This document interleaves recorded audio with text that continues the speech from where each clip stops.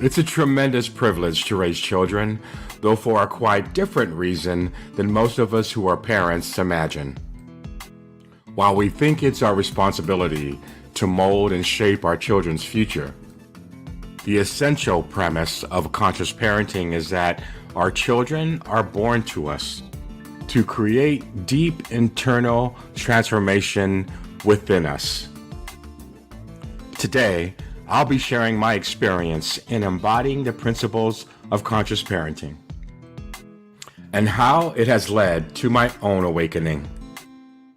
And what better way to demonstrate the impact of it than to speak with my daughters and allow them to share their own experiences.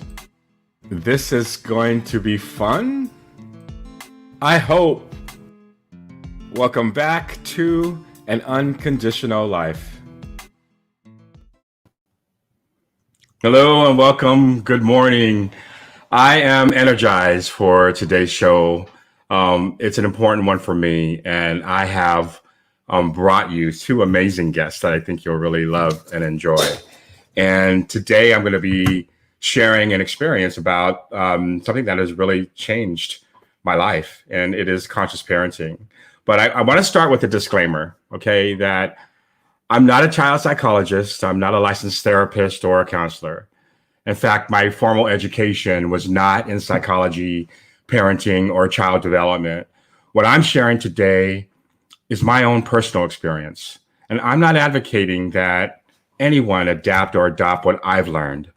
My intention is really to share a new paradigm that has shifted and transformed me as a man and a father. And it's also opened up my understanding to my children's own essence and their journey in this wonderful thing that we call life. And so here's what I've learned from participating in Dr. Shefali Sabari's conscious parenting teaching. Now, I sat down with her for an entire year in a group 2 times a week. And I must say, it is a true benchmark in my waking up to a new world and a way of viewing myself and my life, and of course, my children and how I impact them as a parent. So the premise of conscious parenting is that instead of being merely the recipients of their parents' psychological and spiritual, let's call it legacy, the truth is that our children function as actual conduits to our own growth and development. Come on, we know that many parents unknowingly pass on an inheritance of psychological pain and emotional, what's the word I want to use? Like shallowness. And so if that premise is true, then we will start to see the remnants of that in our children. I mean, come on, you can go to Barnes & Noble and Amazon, and there's an abundance of traditional books on parenting, and they provide really clever techniques on control and how to quick fix dysfunction. But I believe that in order to understand the beauty of conscious parenting, it helps to have a high sense of self-awareness, because this idea turns the mainstream traditional parenting model on its head, because that model is focused on the child. It's all about the child, which seems logical, right? But when we think about just the child, it just keeps us externally focused, right? We keep our eye on the child. We fix the child. It's the child's fault. The child becomes an object to mold and to shape and to ensure that they're this great success and grand success in life, or just to live up to our expectations. I mean, it seems loving and caring, but conscious parenting is not about raising the child. It's about raising the parent, because our children will resemble our own psychological makeup, and it's highly likely to hinder their own identity. Ultimately, it's our energy, our emotional baggage, and our unhealed wounds that need healing. Otherwise, we will project on our children. They become our puppets to manifest our own unfulfilled fantasies. I mean, come on, I subconsciously want little Joes running around, right? Be like me, talk like me, act like me, think like me. But with the conscious approach to parenting, children serve as a reflection of their parents' forgotten self. I believe that those willing to look in the mirror have an opportunity to establish a relationship with their own inner state of being. Because once a parent finds their way back to their own essence, they enter into communion with their children, shifting away the traditional parent to child, like know it all, right, type of approach, and more towards a mutual parent with child relationship. This is my bottom line. To the extent that we as parents truly know ourselves is the extent into which our children will. Because today, in this journey, I've told my children, you have a voice. It's important. You are worthy to be seen. You are worthy to be heard, valued, and accepted. Not if, not when, right here, right now, just as you are. But before that, I program them. I program them with my high expectations and my subscribed way of being and living. Little did I know that I was actually training them to be inauthentic, performing for me so they wouldn't disappoint me. Jump through hoops to gain my approval. I inadvertently created the same situation that I faced when I was younger. Create a false self so I would be fully loved and accepted.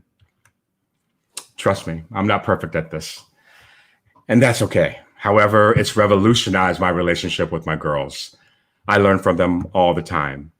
And I see how their lives and their existence has helped to reparent and raise me. So it's time. I want to bring on my guest, and I think you'll love them as much as I do. My first guest is my oldest daughter, and let's say good morning to Celine. Faith. Hey, what's up? Hey.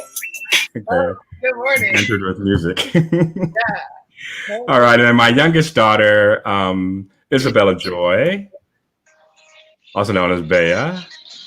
Hi, good morning, you guys. Hi.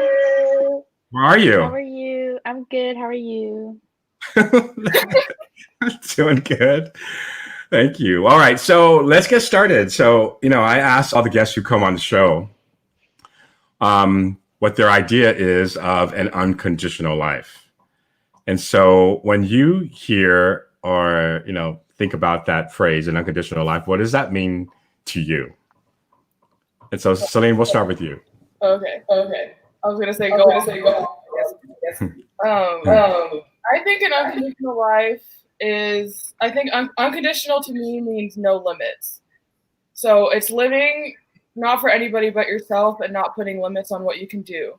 And that's what unconditional means. Nice. I like it. All right. Bella, what about you? I couldn't really hear Celine, so I might repeat, but I didn't hear what she said. But I think that it's like a life without limits and doing whatever you would like without any repercussions or like any limits basically. So basically a limitless life, right? Yes. All right. That's cool. So, we're here to talk about conscious parenting. You guys know I've talked about that for some time now. But I also want you to share what you think and what you believe conscious parenting is. And we'll start there. Bella, you start this time. You say me to start? You start this time, Bella. Okay. I think conscious parenting is letting your child, or knowing, like being conscious that your child is another human, and that therefore like they make mistakes and they're human nature, rather than just seeing them as a child from like programming and what a child should be and what they should say and what they should do and how they should act, but knowing that if they're just another human, they can act like, and they can like be themselves rather than be your child. So conscious parenting then is allowing the children to be themselves. Is that what you're saying? Yeah, kind of. Okay. All right, cool. Celine, what about you? I think conscious parenting is taking a different approach to listening and talking to your kids so you don't f them up. So you don't. Okay.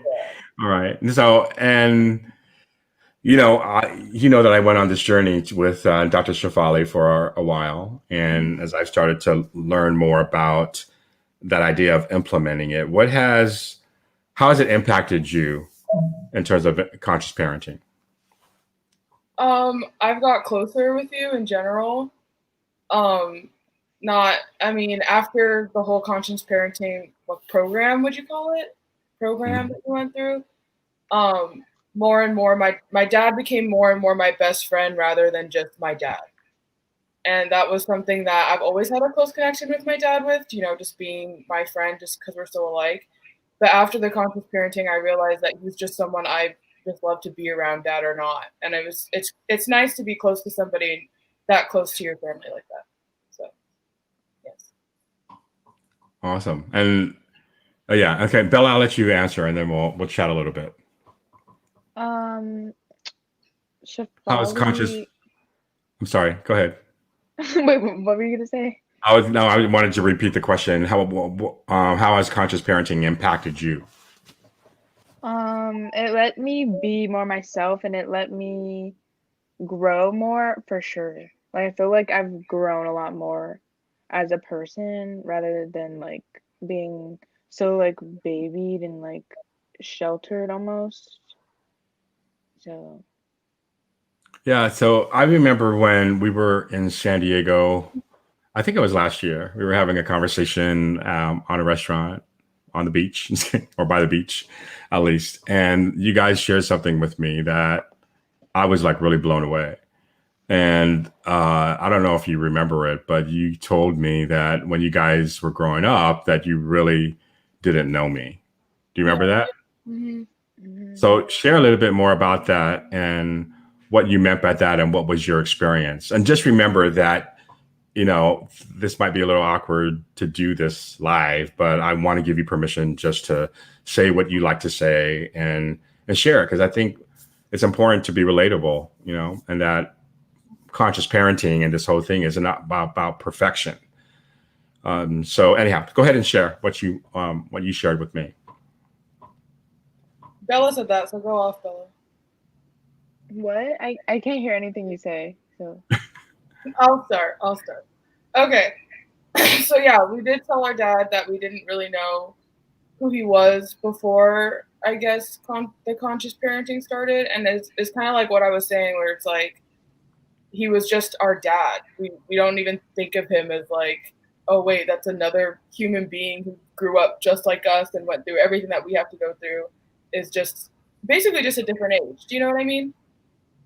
So it was almost like we had no connection with who he was as a human being, but the only connection was that we were blood related, but we didn't really know who he was or like how we got along together. It was just like we're meant to just because we're family. But now I think we're family on a deeper level than what we were before that even happened. Mm. for me, I saw like you more as like a father figure rather than like seeing you as who you are. So like I've kind of just saw like, oh, you're my dad, but I don't really know like who you are. You know what I mean?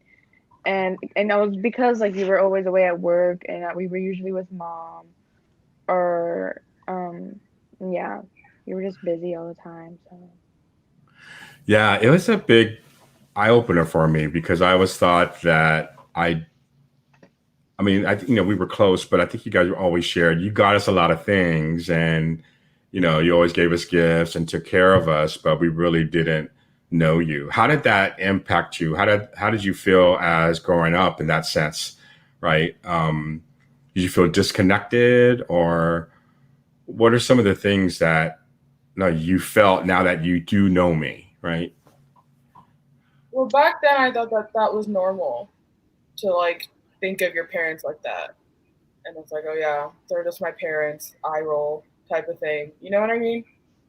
But now after actually getting to know who actually each of my family members are. I mean, obviously, it's just a better connection. We communicate better. We understand each other's little like quirks and triggers and differences, and it's just easier to be together, like in general. Yeah. What about you, Bella? Can you repeat the question again? Can you repeat the question again? Yeah. I mean, I was talking about like the in terms of growing up, right? What was the like your experience and not knowing who I was, right? Like, wait, I'm confused. I thought you said something different. Like, so my experience of growing up, like, not knowing who you are. Is that what you're saying? Yeah. Okay. Um, I basically like, I would say, like, it was kind of like hard to I think probably be real and stuff because like when you're absent like that, like I didn't really know you as a person, so it kind of like played back into like the roles of a family. Like you're just the dad and you're not supposed to like show your true colors. So I was like it kind of programmed me to be like I'm the child, so I'm not supposed to be like 100% just who I am. Okay. So then there is this kind of hierarchy, right? So here's a parent here, and then you guys are the kids, and you know what your place is. And I think that's what conscious parenting actually addresses really, really well, is that there's not necessarily this hierarchy, parent over child, but it is parent with child. And I think, did you guys feel that you could say what you wanted to say growing up? Not really. I was just feel like opinions were asked for or were appreciated. Yeah. Okay. Bella, are you going to say something? Yeah, sorry, I can't hear something, so I didn't know if she was talking. Um, but I said sometimes, like, I was myself sometimes, but like, if something like bothered me or like something hurt my feelings, I felt like I couldn't show my emotions because I would be called sensitive or over dramatic or something. And yeah, it was hard to like show 100 or tell you guys like 100% of what I was feeling. Right. And so it's funny because, those labels always seem to enter this way, not just in the family structures, but just in society as itself. And so, what have you learned about just owning who you are, right? And stepping more into that? I think it's my thing's frozen. Okay. This is the day to have technical difficulties. All right, Bella, did you hear what I said? Yeah. In terms of, yeah. So, you know, stepping into being who you are, how has that evolved? Well, it gave me more freedom and it gave me a lot more knowledge about like being in touch with my own emotions and letting people know how I feel. I feel like it's like one of the most important things is to tell people, especially who you live with, like how you feel or if something's bothering you, to let them know. And I feel like I have a lot more freedom to do that. And I also like, yeah, I just feel like um I'm like emotionally more intelligent. Awesome. All right. What was the question? We were talking about the idea of like being able to express yourself. We were talking about labels, right? And just owning who we are. Because sometimes we're seen as sensitive or like, that type of thing. And so what have you learned in terms of just like giving permission to be yourself? Oh, yeah. Well, I'm still very confused about who I really am and how I express myself.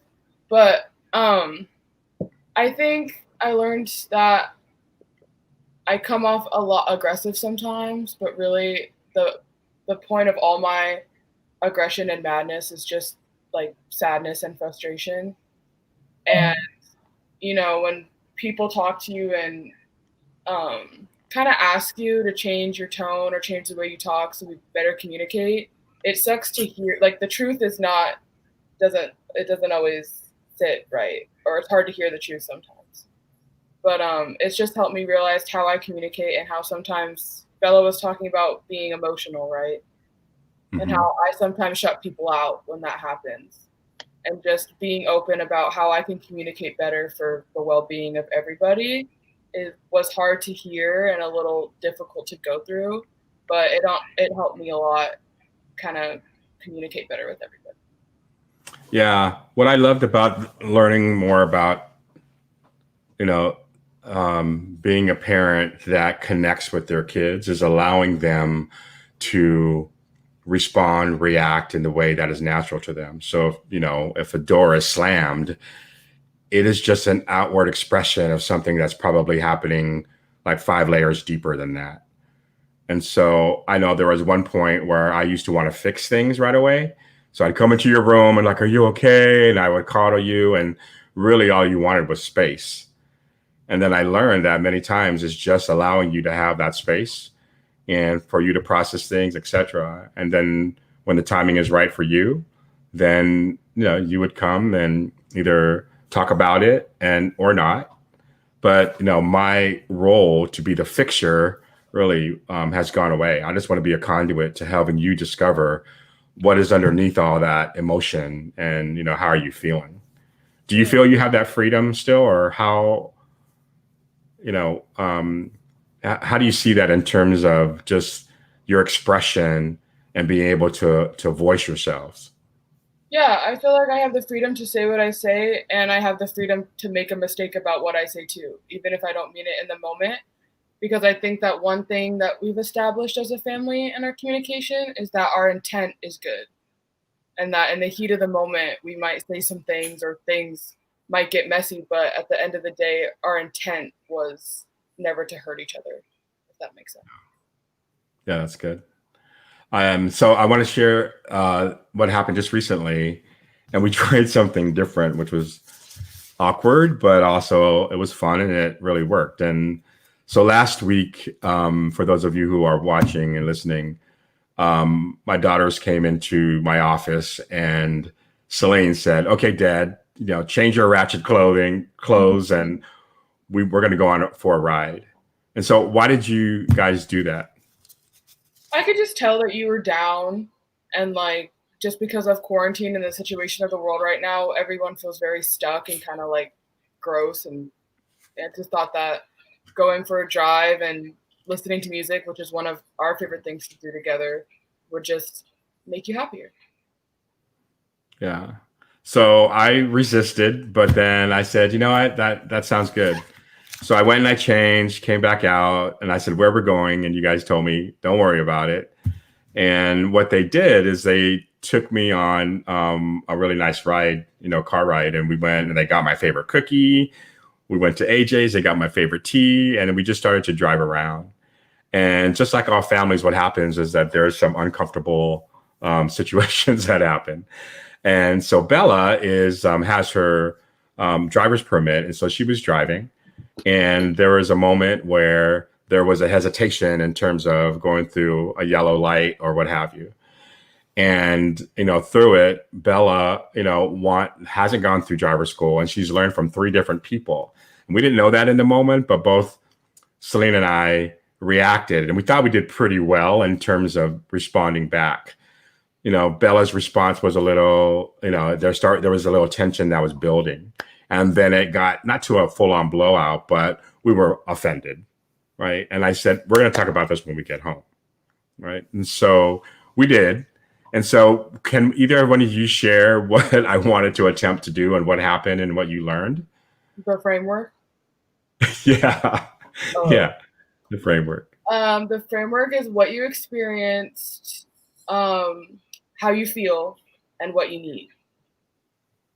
And so give some context to that. So, and then how it actually helped the situation. Because many times we just talk at each other to either win an argument or be said. But what was different about this? Yeah. So usually our arguments go with pointing fingers at each other, saying, you made me feel like you made me feel like this, and you did this, and that's why we're here. So we also didn't use the word you when we describe how we feel and our experience. We never say you. We always just say, I feel this way, and this is how I experienced it through my own eyes. And after each person did the framework in the circle with no interruptions, there was kind of no need to continue arguing because we all heard each perspective and what each person needed in the moment. So it was almost like a way, it almost stopped the arguing because we understood that everyone needed something different and everyone also saw the argument in a different light, which is how every argument is Yeah, that everyone that's cool. experienced the argument in the same way. Yeah, that's very cool. Yeah. What about you, Bea? How was that experience for you? Well, it made me feel like everything that the framework like was made to do. So I like got what I needed. I feel like a lot of, like you guys listen, or it was easier for us to listen to each other a lot more, and like we understood where each and one of us was coming from, and so it gave everybody like leeway to say how they feel and to get what they need from the situation. And can I say Yeah, something? oh, go ahead. The framework sounds stupid. It sounds like so dumb. And like when Dad was like, "We're gonna do this framework," I was like, eh. But it like that was the first time we've done the framework ever, and we haven't gotten in a huge fight since that framework. That's all I'm saying. Yeah, and for those who are listening, the framework really comes from nonviolent communication and that beautiful resource. But it is the idea to allow people to kind of have the talking stick and share what they experienced, what and what their observation was, and then how they felt about that. And then finally is here's what they need. And so my experience in that place was, in fact, when Celine, you told me, okay, Dad, you start. I did a terrible job of modeling it. You guys were beautiful. He was like, you, But and I was like, yeah. But what I got from Bella was when she said, I understood more about her experience, because she has, was learning from three different people. And I wasn't seeing that when we all had that interaction. So it was it was a beautiful way to be heard and understood. So thanks for sharing that, you guys. Okay, let's move away from the conscious parenting thing. I really want to talk about you guys, and I'm going to ask a couple questions. So what are two of the most important things in your life right now? Oh, me first? Okay. Sure. Well, right now I'm the ripe age of 19. So right now I'm mostly focused on self-discovery and what I'm here to do in this world, and my relationships, just because of quarantine and the situation that we're in, just keeping my relationships with my family and my friends as strong as possible. And those are my two focuses right now. And so what mechanisms do you use to the idea of self-discovery? What have you found is helpful? In self-discovery? Yeah. Shoot, I don't know. I'm lost. I don't know. A lot of alone time, I guess, is because I really don't like being alone. And I always try to fill my days with what other people want to do and other people's opinions and things like that, just so I don't have to think about myself. But just sitting alone with myself and like realizing what I like to do at the end of the day and what sparks a fire under me, whether it's like a certain Instagram post or a poem or something like that, and then just taking note of that. And I'm still working on putting the pieces together to what I really love doing, just like work-wise and just life-wise, like what I like doing in my everyday life. So, okay. All right. Bella, what's the most important right now in your life? I would say my purpose and yeah, like the same thing, like the relationship with myself. And like purpose like falls under a lot of different categories. So like expressing myself through art and fighting for what I believe in and doing what I love every day. And the relationship with myself is just building, it's kind of like treating yourself like a friend, like being nice with yourself and like acknowledging that you are also a person that you need to treat nice, and that it's not even like it's not okay to treat other people mean. So why is it okay to treat yourself mean? Right. Yeah. Awesome. Awesome. What dreams do you have for the future? Bella, you start. Oh, You what start. dr- what I dreams do you have for the future? to have my own business probably, and to like just help everybody, just like yeah, just to help a lot of people, and to spread my art and spread awareness of things I believe in. Cool. And there's a lot of people who have experienced your art, and there's always, great feedback to you and your artistry. And, maybe we'll touch on that in just a moment, but yeah, that's good. What about you, Celine? Dreams for the future. Yeah. I really hope to build my own team one day, where we can go through our own creative process and my own business and stuff. But my main goal or dream for the future is to work in a large community of people working towards the same goal. I don't know what that goal is yet. It has to most likely do with social justice, or just bringing people together and forming community for people. And that's my work, and that's my dream for the future. And San Diego. What's it say again? Manifesting San Diego. Manifest. And I'm also going to be there. Okay. Manifesting San Diego. I'm with you. Yeah. So you start talking about social justice. So I'm going to ask a question about causes, right, that break open your heart, right? Those things that you're drawn to. Share with everybody, what are some of those causes that really tug at you? Because it's in those causes that you step into, speak up for, that continue to help you discover who you are. So what are some of those causes? And anyone can go first. I would say like poverty and like racial injustice and racism and movements of like people who have been oppressed in the past or been treated badly. That's basically, I mean, that's a lot, but that's what hurts me the most.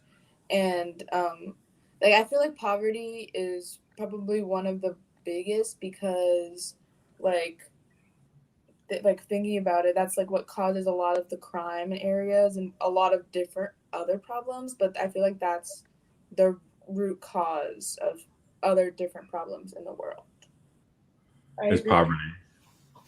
Very cool. Okay. And then Celine? Well, obviously the one that I'm most drawn to right now is the Black Lives Matter movement, and just fighting for all people of color and their equality in America. And obviously that's a huge topic with a bunch of different subtopics like mass incarceration, the police, stuff like that. But the thing that sticks out to me the most in Black Lives Matter was the new like light on privilege and what privilege is, and acknowledging your own privilege. And I just think that the acknowledgement of your own privilege is such a journey and something that might be hard to face, but I don't think it has to be hard. I think it can be something that we can appreciate with gratitude, but also take conscious steps into not fixing, but using towards something greater than ourselves. So I had shared with, on my social platforms, what you came up with, Celine, when we were talking about this idea of an unconditional life. And you said that privilege kills empathy.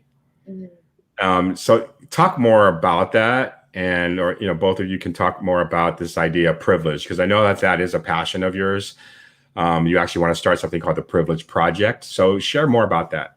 Yeah. Why does privilege kill empathy? Privilege to me, privilege to me is a lucky card that you were dealt. So there's different types of privilege. There's racial privilege, there's pretty privilege, there's financial privilege. It's things that you are just given because of existing. So for example, if we're talking about Black Lives Matter, if we're talking about racial privilege or white privilege, you were handed a token of the color of your skin when you were born, and that's just the privilege you were handed. And when you can't relate to other people because of the privilege that you're standing in, it kills all compassion, and it kills the need and the want to be in someone else's shoes. So when you acknowledge that privilege and say, yeah, I was handed that lucky card, and that's me. It opens up doors for you to get into other people's shoes and see things from a different lens. Because when you only look through privilege your whole life, you're never going to experience what any other person had to go through or any other struggle. And like, if you are privileged, I am privileged myself. It's a amazing feeling to know that you were handed that card and you're using it for people who didn't get it. And why not share that, that ease with everybody? So, yeah. Yeah.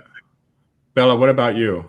In terms of causes and or even the idea of privilege, talk about your perspective.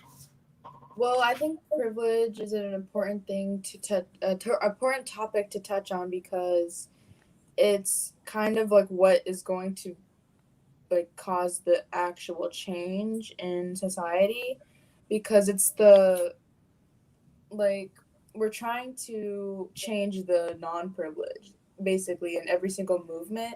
It's always the unprivileged, or the ones that are looked on as less than or like oppressed. And so when the only people who are standing up for that is the non-privileged people, it's not going to make an impact, because the society can just either ignore it, or it's kind of harder to understand that that's a problem. It could be just looked at like, oh, those people are just playing the victim, and that's not a real thing. But if people like who are privileged, if they stand up for it, and that's like I mean, I wouldn't say it's the majority of the people in the world, then like the government or whoever like we're fighting against could like be like, oh, this is a problem. If privileged people think that this is a problem, then it is.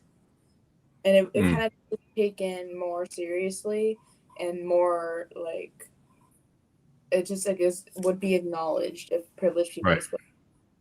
So why do you think people have a tough time acknowledging, like you mentioned, Celine, their privilege?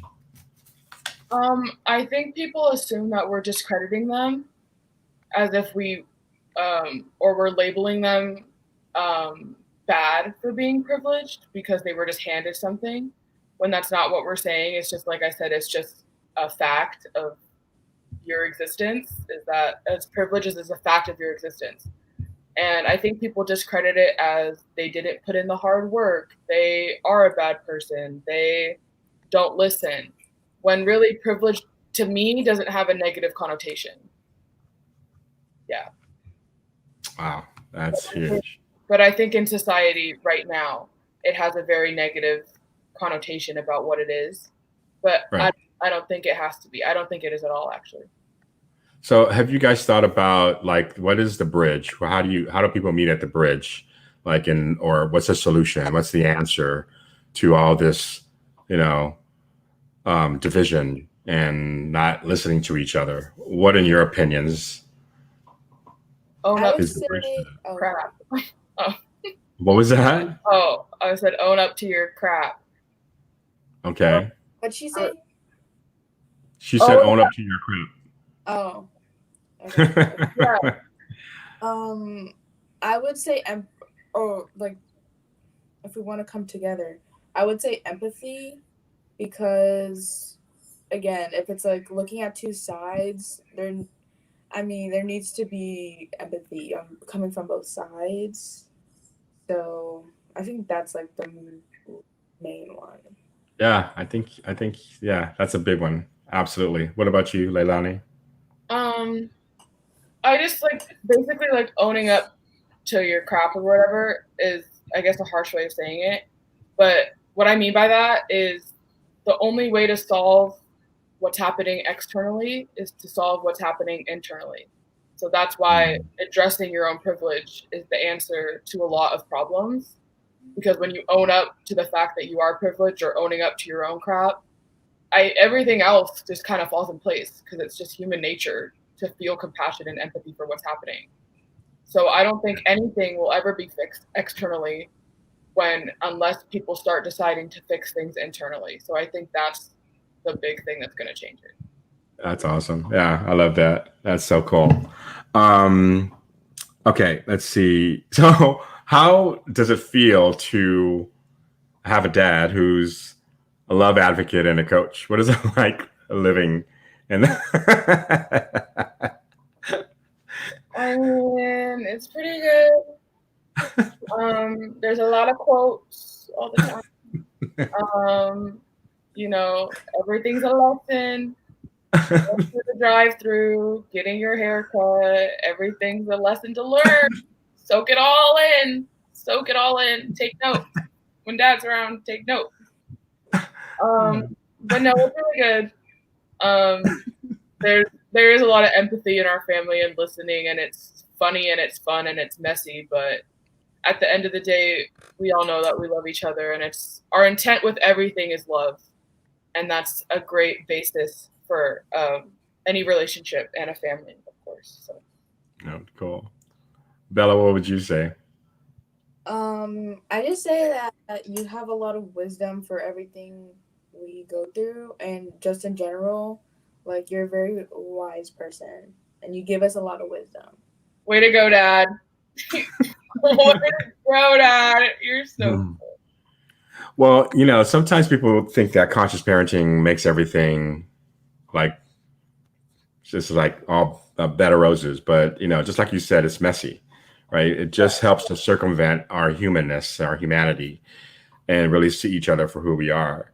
So, you know, we're coming up here really on up to the close, and I wanted you guys to talk a little bit about, you know, 3 years ago, your mom and I split. And I know that was not an easy thing, right? What would you say was either what impact did it have on you, and then also any lessons that you've learned from it, right? So think about that, and it could be uncomfortable to share. I didn't prepare you for this, but you know, if you're willing, if you want to share about that, because I think it's important that we hear children and kids about the impact to them. Yeah, I mean, it sucked a lot. I was very sad for a long time just because it felt fake, almost. Like my life prior to the divorce was like a lie. Like why was that even real type thing? But I think it was for the better now that it happened 3 years ago. I had to go through a lot of sadness when it did initially happen. But I think it was the best because I got to see you and Mom, kind of like what we were saying in the beginning, as just who you are without each other. Because also as a kid, when you think of your parents, you think parents, Mom and Dad, they go together. They're two halves that make a whole.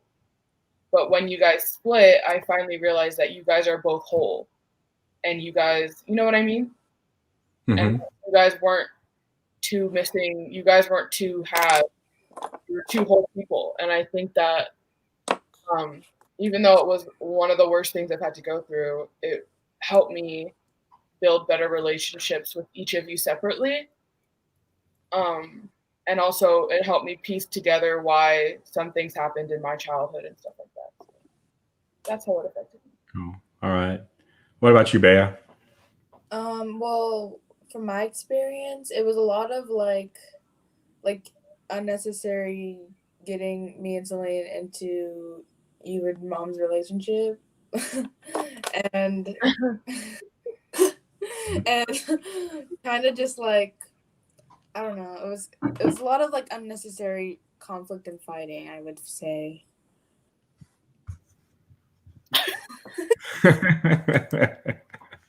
I would just leave it at that. Okay. All right. So what advice would you have for parents, you know, who maybe, you know, have children in their young age and or as teenagers, what advice would you have for them, knowing what you know about conscious parenting and also just in your own experience, right, as a kid? True. Whatever your kid's age is, so for example, I'm 19, put yourself in their shoes and ask yourself, what were you doing when you were 19? And you were making the same mistakes, you were doing the same things, and you probably have the same mindset. So before you judge them and tell them they're doing something wrong, think about when you were that age and what you were doing and reevaluate. And that's what I got. All right. Yeah, I think that there shouldn't be a very much judgment towards them, especially because they are growing and learning. And when someone's learning, you shouldn't judge them. Period. So, and also like, just like realizing that they are a human being, like just another human being, and not just like your child, because like traditionally, like for example, like sometimes a parent might be like, stop disrespecting me, when the parent is disrespecting them, and then the child would be like, well, stop disrespecting me, and then the parent would be like, well, I'm your parent. And I feel like that's just not fair, because they're both humans and they both deserve respect, and it should be equal in the sense that of respect. And Right. I mean, I think it should be equal anyways, because they're humans, and it's not just like, since they're your parents, they're greater than you, or they're of more value than you as a child or That's a a great teen. point. Absolutely. Yeah, and both of your points are well received and taken. So thank you for that. All right, so two last questions, you guys. And I ask this for all the guests that come on. The first one is, if you were given a free billboard that was going to, be seen by thousands of people every single day, what would the billboard say? Bella, we'll start with you. Okay. Oh my god, I don't know. Probably Wait, let me think of a good one. Let me think. Oh my gosh. Wait, I have mine. Okay, go for it. When the power of love overcomes the love of power, the world will know peace. Very good. All right. I think, where did I hear that from too? I think that's somebody like Martin Luther King or somebody, but it's beautiful, right? Yeah. Or something to that sentiment. Yeah. That's Totally right on. I love it. All right. Bella, what about you? I don't know, like a saying, but I would do something with empathy. Like maybe just put empathy, like period. Or empathy, period. Yeah, empathy. Yeah. That's good. Empathy, period. I love it. That's good. Empathy or something. I love that. Absolutely. All right, cool. And then the last one is, if you could be remembered only by your words, what would those words be? Oh my god. Make it deeper. Oh my god. Like what I say? Yeah. So if you could only be remembered by your words, that's it. Right? What would those words be? I don't know. Bella, you go first. I went first. Oh, I don't know.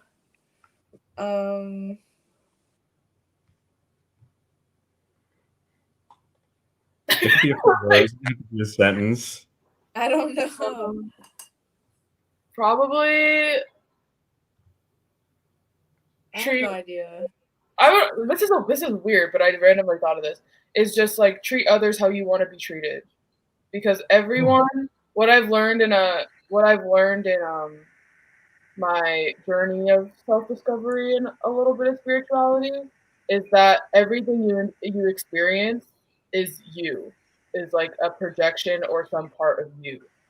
So if you treat everyone with kindness, you're treating yourself with kindness, and it's all like one big circle of good energy, you know? So if I was to die and people, my last word would be treat everyone with kindness. Yeah, you would be known for treating others as you wanted to be treated. Yes. Okay. All right. Cool. Thank you for wrapping it up for me. That's it. I don't know. Bella, do you have one? I don't know. I'm not the best with words. I'm more of like a visual learner, so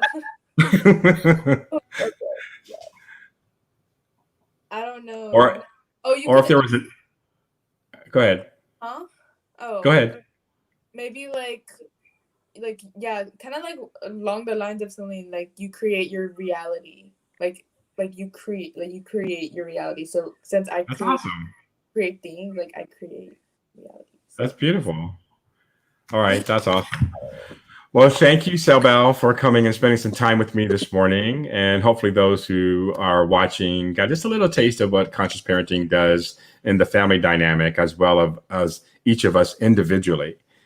You guys, thank you. I love you so much. And you can make breakfast now. No, I'm kidding. For those of you who are watching An Unconditional Life, the next 3 weeks are power packed with some amazing guests. So be sure to join us. And then you can follow me on Instagram and Facebook at Joe Atalig, and then also on Facebook at An Unconditional Life as well. So thank you again for joining. Have a great afternoon. See you later.